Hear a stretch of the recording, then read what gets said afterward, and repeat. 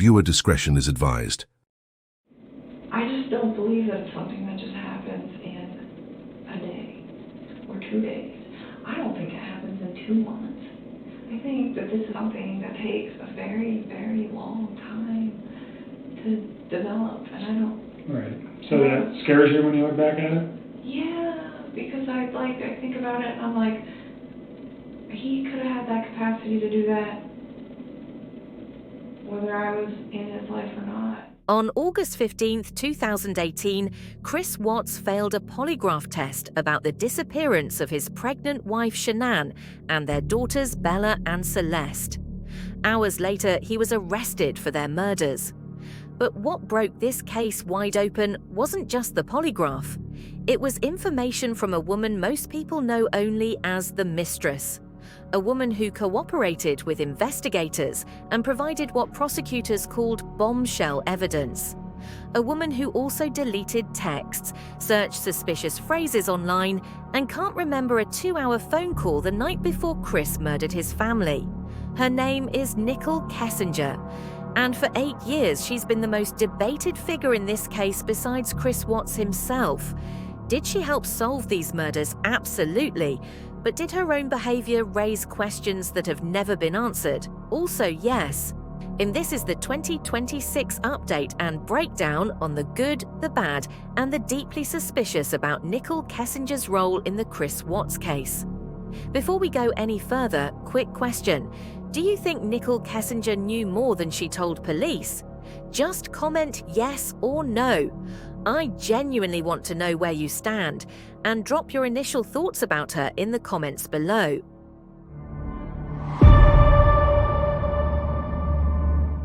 Nichol Kessinger was 30 years old when she met Chris Watts at Anadarko Petroleum in mid-June 2018. She was a geologist working in the environmental department. He was an operator at the same company. According to Nichol's police interviews, Chris came to her office to get a malfunctioning gas meter fixed. That's how they started talking. She noticed he didn't wear a wedding ring.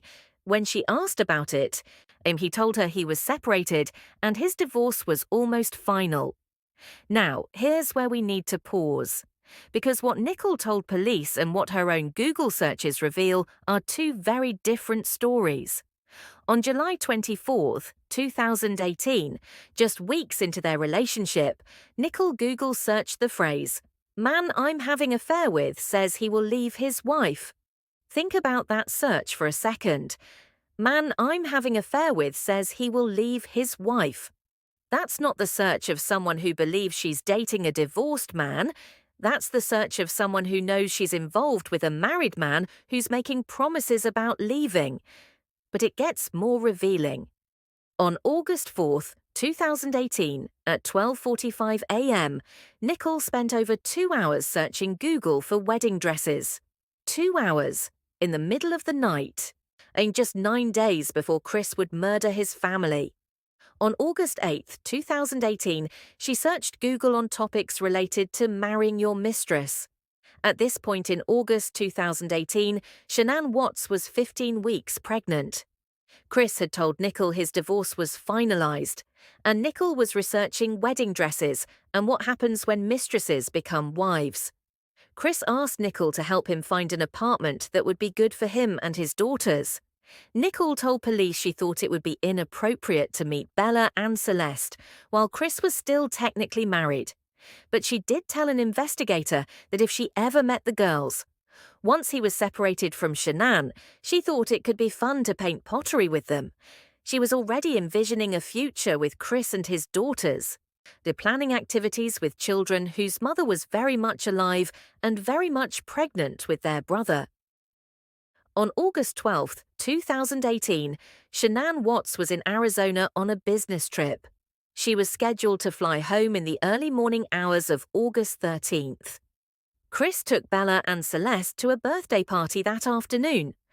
That night, Chris Watts and Nichol Kessinger had a phone conversation that lasted 111 minutes, nearly 2 hours, just hours before Chris would murder his wife and daughters. When investigators asked both Chris and Nichol what they talked about during that almost 2-hour phone call, both of them claimed not to recollect what they discussed.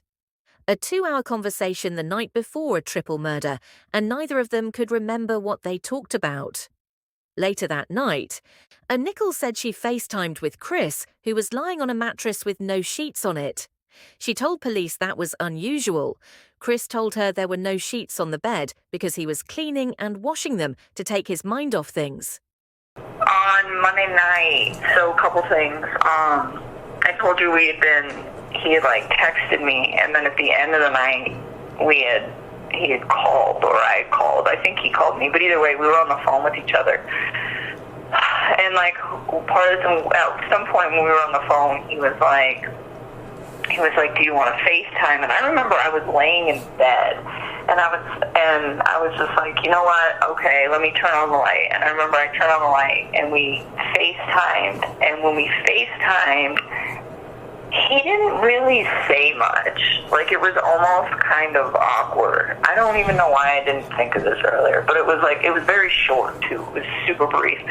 And like, I remember what's short?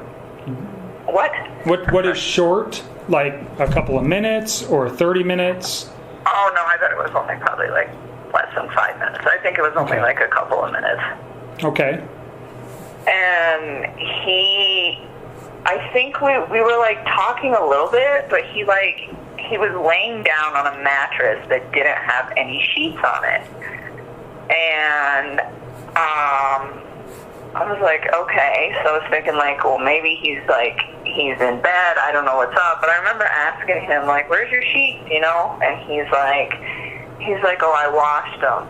And then this is the part I don't remember if this sentence right here came in this FaceTime conversation or if it came in a phone conversation prior to the FaceTime conversation, but regardless, this next sentence came on Monday night, and I'm so sorry that I cannot always remember chronological every little detail. That's okay, it's understandable. There's so much. But I remember he was saying that he was cleaning the house to try to keep busy, to take his mind off of things. And this was on the phone. And it was kind of late when he was doing it. And I didn't honestly think that much about it originally, because that man is always cleaning. He's a very, very organized, meticulous, clean individual. He's the type of guy that will vacuum his whole house one week, and if there's rooms that don't get used, he'd vacuum again the next week, just because it's part of his routine. Okay. So the fact that he's cleaning to kill time and to take his mind off things did not seem like a super red flag to me, because I was like, okay, well, that's what he does. Nichol said Chris didn't say much during the chat, but according to investigative documents, Chris was fixated on her and was staring at her during the video call. This FaceTime happened hours before Shanann would arrive home, hours before Chris would murder her, and he was lying on a bare mattress, staring at Nichol, telling her he was washing sheets. If you're learning details about this case you've never heard before, hit that subscribe button. We're breaking down the facts that don't always make it into the mainstream coverage. All right, let's talk about what happened next. In the early morning hours of August 13th, 2018, Shanann Watts arrived home from her trip. According to Chris's confession, he woke her up hours later, told her he wanted a divorce, told her about Nichol, and then strangled her to death. He then murdered 4-year-old Bella and 3-year-old Celeste and hid all 3 bodies at a remote oil site. By 1:40 p.m. that afternoon, Shanann's friend Nichol Atkinson had reported the family missing. Around 3:45 p.m., Chris texted Nichol that his family was gone. He told her that Shanann had taken the girls to a playdate and had not returned. He seemed casual and didn't show any emotion, Nichol later told police. Now, this is where Nichol's story gets complicated, because what she did next shows both cooperation with authorities and behavior that raises serious questions. According to her police interviews, Nichol started questioning Chris immediately. She kept asking him what happened, where his family was. She said he seemed emotionally flat, unconcerned, which alarmed her. But she also did something else. Before contacting police, Nichol deleted Chris's contact information from her phone. She deleted their text messages. She searched online for phrases like, "Can cops trace text messages?" When you find out the person you're dating is connected to a missing family, what's your first instinct? For most people, it's panic. It's calling police. It's trying to help. For Nichol, her first documented action was deleting evidence and searching to see if police could recover it. Now, Nichol told investigators she was scared and panicking, and many people have argued that's a reasonable reaction. You're involved with someone whose family just vanished. You've been having a secret affair. You're terrified of being implicated, so you delete messages. But the optics of deleting evidence before contacting authorities, combined with searching to find out if those messages could be traced, has never sat well with people who've followed this case closely. I kept asking him, "What did you do, Chris? What did you do?" Nichol said in her police interview, "I asked, 'Where's your family?' So I texted Chris one last time and I told him, 'If you did anything bad, you're going to ruin your life and you're going to ruin my life.' I had wished him his best to find his family. According to Nichol, that was the last text she received from Chris. She told investigators, 'I never said another word to him after that.' On August 15, 2018, before investigators contacted her, Nichol approached police with her father present. She disclosed her full relationship with Chris Watts. She provided details about their timeline, his lies about his marriage, his changing stories. Weld County District Attorney Michael Rourke said, "Nichol Kessinger turned out to have information that I can best describe as being a bombshell." And this is the part of Nichol's story that can't be ignored. Her cooperation was crucial to solving this case. Police were able to recover the deleted messages from her phone. Those messages showed Chris's pattern of deception. They contradicted his story to police about where he'd been and what he'd been doing. They established a timeline that helped investigators understand his motive. A district attorney Rourke said, "It appeared to us as if Chris had every intention of starting a brand new life, clean of Shanann and Bella and Celeste and Nico with the love of his life," is how he described Nichol Kessinger. On that same day, August 15th, at 11 a.m., Chris Watts took a polygraph test. As soon as the test was completed, the examiner told Chris, "Chris, you did not pass the polygraph." Confronted with evidence from Nichol's cooperation, his phone records, and his failed polygraph, Chris asked to speak with his father. During that conversation, he confessed to killing Shanann, though he initially lied and claimed she had killed their daughters. Chris Watts was arrested that day. On August 16th, he revealed where the bodies were. All three were recovered from the Anadarko oil site, so yes. Nichol's information helped solve this case. Her willingness to come forward ensured justice was served. Her phone records provided critical evidence. But that doesn't erase the questions about her behavior before and after the murders. What do you think? Did Nichol do the right thing by cooperating, or do her suspicious actions before contacting police raise too many red flags?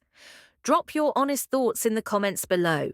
Let's talk about Nichol's Google searches, because they paint a picture of someone who was far more involved in Chris's life and far more aware of his true situation than she claimed to police.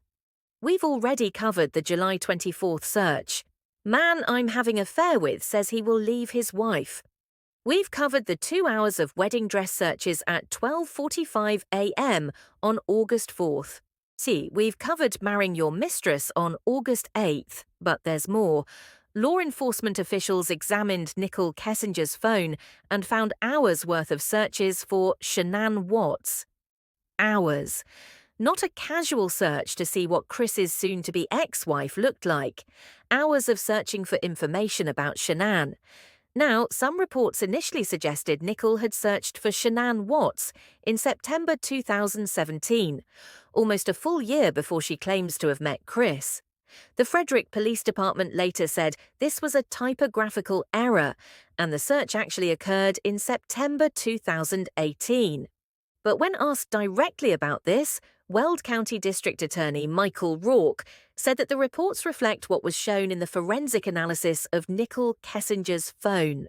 Now, when asked if the data suggesting she was aware of Chris and Shanann Watts for up to a year before the murders was verified, Rourke said, "When you ask me if I have verified that information, the answer to your question is no." Rourke also said, "We did not get to the point in our investigation of attempting to independently verify that or not, because Chris Watts pled guilty." In other words, because Chris pleaded guilty and there was no trial, investigators never had to fully verify all the anomalies in Nichol's phone data. Then there's what Nichol did after Chris was arrested. On August 19, 2018, Nichol searched online for "Did people hate Amber Fry?", referring to the woman who had an affair with Scott Peterson, who murdered his pregnant wife Lacey Peterson. The Nichol also searched for information on Amber Fray's book deal and her net worth. Scott Peterson's case is eerily similar to Chris Watts. Man has an affair. Man murders his pregnant wife. Mistress cooperates with police. Mistress faces intense public scrutiny. So why was Nichol researching whether people hated Amber Fray? Why was she looking into book deals and net worth just 4 days after the family she'd been connected to was found murdered? Some people see this as a woman worried about her public image and trying to understand what she was about to face. Others see it as callous, self-centered behavior that shows where her priorities were. Chris Watts is currently serving 5 life sentences without the possibility of parole at Dodge Correctional Institution in Wisconsin. And in recent years, he's been writing letters attempting to shift blame for his crimes onto Nichol. In prison correspondence obtained by news outlets in 2024 and 2025, Chris has described Nichol using biblical language, calling her a harlot and a Jezebel who led him astray. He's written that he was misled and tempted by an evil woman who led him away from righteousness. In letters from 2025, he claims to be a new man who has been forgiven by God. He writes that God doesn't see him as a sinner who killed his family, but rather as God's child who has confessed and been forgiven. But even in these letters where he claims spiritual redemption, he continues to blame Nichol. He's written that while he takes full responsibility for what he did, he was still misled by a wicked woman. This is classic deflection. Chris Watts murdered his pregnant wife and 2 daughters with his own hands. Nobody made him do that. Not Nichol, not anyone. But it does raise a legitimate question that people have been debating for 8 years. How much influence did Nichol actually have over Chris's mindset in the days and weeks leading up to these murders? Did the affair create the motive? Yes.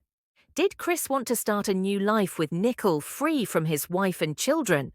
The evidence suggests absolutely yes. Did Nichol's wedding dress searches and questions about when he'd be divorced create pressure? Possibly. Did Nichol know about his plan to murder them? There's no evidence of that. But the line between knowing and creating conditions is where this case gets murky. He could have had the capacity to do that, maybe not even just to them. It could have been me. It could have been our coworkers. I mean, the more I think about it, I think a lot of people are going to probably assume that I was the catalyst for his movement. But I don't think, not me, instructing him, but him deciding to do that because he had me in his life and because he was so, infatuated with what we had going on. But, I try to put the reason to it at the end, why would you wipe out your family to be with me? It doesn't compute. It's Since her final interview with the Denver Post in November 2018, Nichol Kessinger has vanished from public life. In her last interview, she said of Chris, He's a liar. He lied about everything. If he was able to lie to me and hide something that big, what else was he lying about? She was fired from Anadarko Petroleum shortly after the murders became public. Multiple sources suggest she legally changed her name, though this has never been officially confirmed. Some reports claim she entered witness protection, but these remain unverified and unlikely. What we know for certain is that Nichol chose silence. She's never written a book. Despite researching Amber Frey's book deal, she's never done another interview. She's never sought to profit from her connection to this case. In 2025, unverified reports circulated online claiming to show Nichol at a funeral in Billings, Montana. These sightings have never been confirmed and speak to how much speculation continues to follow her. If this video gave you a more complete picture of Nichol Kessinger's role, please share it with someone who might find it interesting. And let me know in the comments. Do you think she's been unfairly vilified, or do you think the suspicion is justified? So what's the truth about Nichol Kessinger's role in the Chris Watts case? Here's what we know for certain. She had an affair with a married man. Her Google searches prove she knew Chris wasn't as separated as he claimed. She spent hours looking at wedding dresses and researching marrying your mistress days before Chris murdered his family. She had a 111-minute phone call with him the night before the murders that neither of them could recall. She deleted evidence from her phone before contacting police. She searched to see if police could trace those deleted messages. But we also know this. She cooperated with investigators. She provided information that helped solve the case. She came forward on her own. Her phone records contradicted Chris's lies and helped establish his guilt. There is no evidence she knew about the murders beforehand. There is no evidence she was at the crime scene or involved in the planning. Nichol Kessinger is not a murderer, but she's also not the innocent victim of Chris Watts' lies that she portrayed herself as. The truth, as it often is, exists somewhere in between. She was lied to by Chris, yes, but she also knowingly pursued a relationship with a married man with children. She helped solve the case, yes. But she also deleted evidence and took steps to protect herself before helping investigators. She cooperated fully, yes. But there are aspects of her story and timeline that have never been fully explained. As we look at this case in 2026, one thing remains absolutely clear. Chris Watts alone is responsible for the murders of Shanann, Bella, Celeste, and unborn Nico. No affair, no pressure, no outside influence made him commit those crimes. But understanding what led to that horrific day requires examining everyone who played a role, including the woman whose relationship with Chris Watts became the catalyst that set everything in motion. Shanann, Bella, Celeste, and Nico deserve to be remembered. The truth deserves to be told without defending or demonizing anyone based on speculation. And the facts, uncomfortable as some of them may be, deserve to be presented honestly. Thanks for watching, and I'll see you in the next one.